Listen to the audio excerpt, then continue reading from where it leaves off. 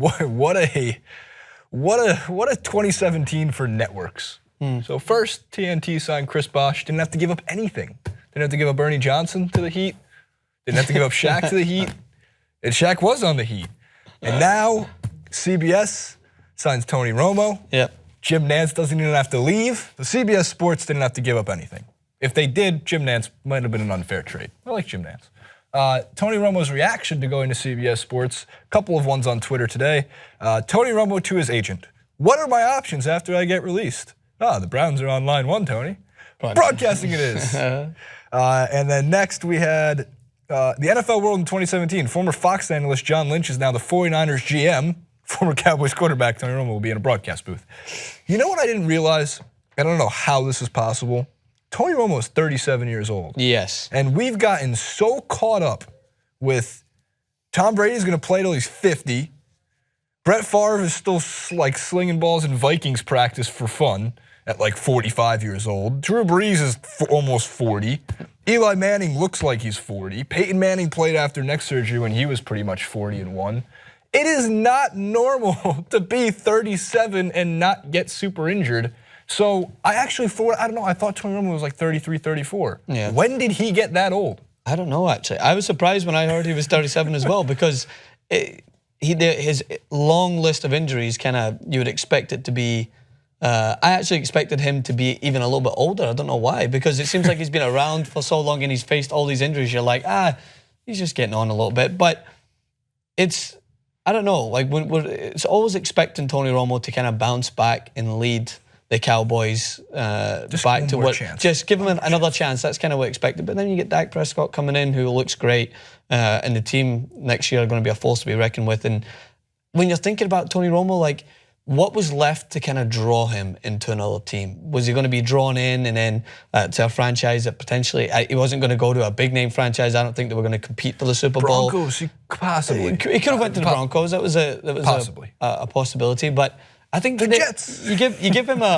you got to give credit to a guy that I think understands the longevity of his career anymore. And I think that he realized that maybe he could have went for another year, got injured again, and then had to go through the whole process and then think about it next year. What's his next plan? So I think it's a smart move to go into broadcasting. It's even more of a broadcasting in the NFL seems to be just as much a competitive field than going in and trying to get drafted. Like, there's not a lot of positions, and there's a lot of people that are holding the fort. Nobody better than Chris Collinsworth. You ever see Chris Collinsworth's Twitter timeline? He just posts like memes about like Mondays be like. That's what you got to do to compete. You get Michael Strahan holding the fort down for some I love him to see. He's some drums. What is he on now? Do you follow this? He's on the morning show. He left Kelly and Michael and he went to the morning show. So what is it, Kelly and Kelly? Just Kelly? Just Kelly? Kelly's fine, but they need to put, is it Kelly and Tommy soon?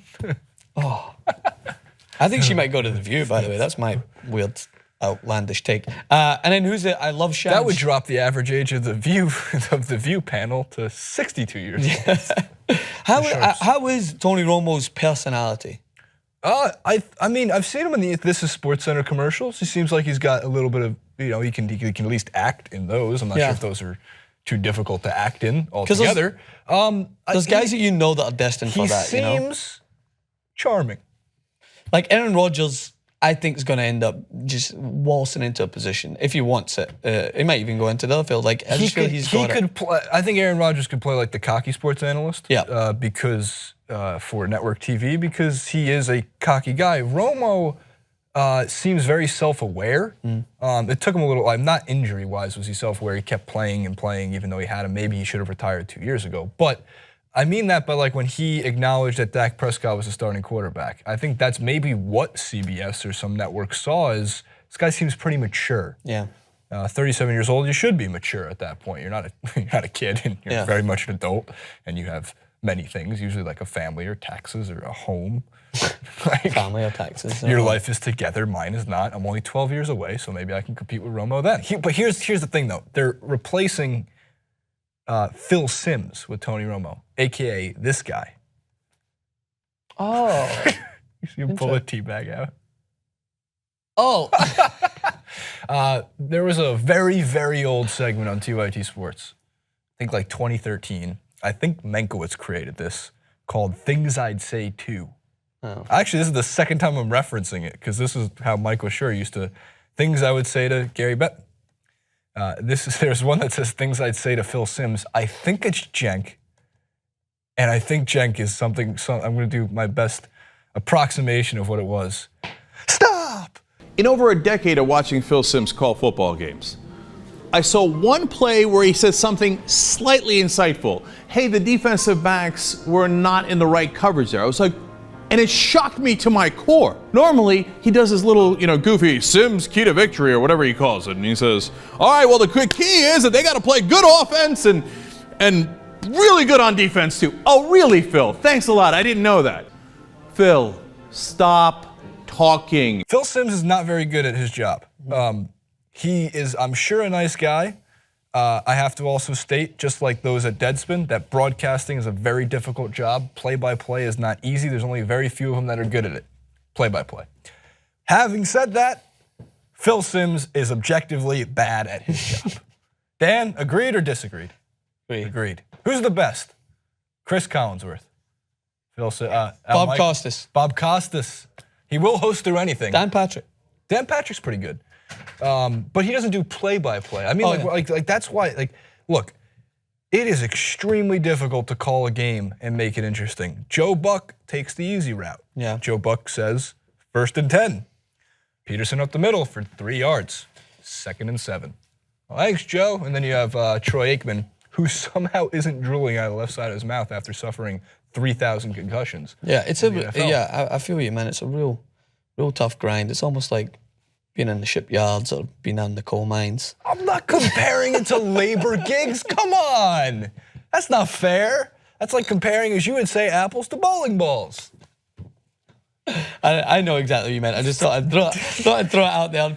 Those guys they're putting their neck on the line with their microphones. My favorite thing ever is you said did you work in a shipyard or on the docks? That's why I compare it to everything. I think it's so not funny. That's mean because there's people who obviously have labor. Look, I worked labor gigs when I was 15 I give to 20. respect to those guys. Don't get me wrong. I have the utmost respect for the labor job. The labor. I sound like Trump now. You kidding? I have so many friends that do labor gigs. I love I am the least anti-labor guy I know. Yeah. So yeah, it's totally like working at the shipyard. Do you know what comes to mind if I ever see Cinderella Man?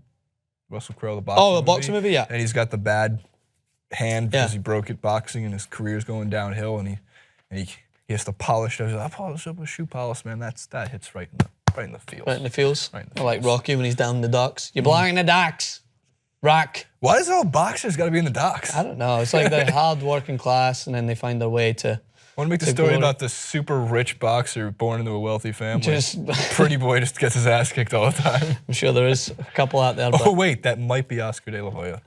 Oh, shots fired. Comment. What do you think, Tony Romo, Romy Tomo?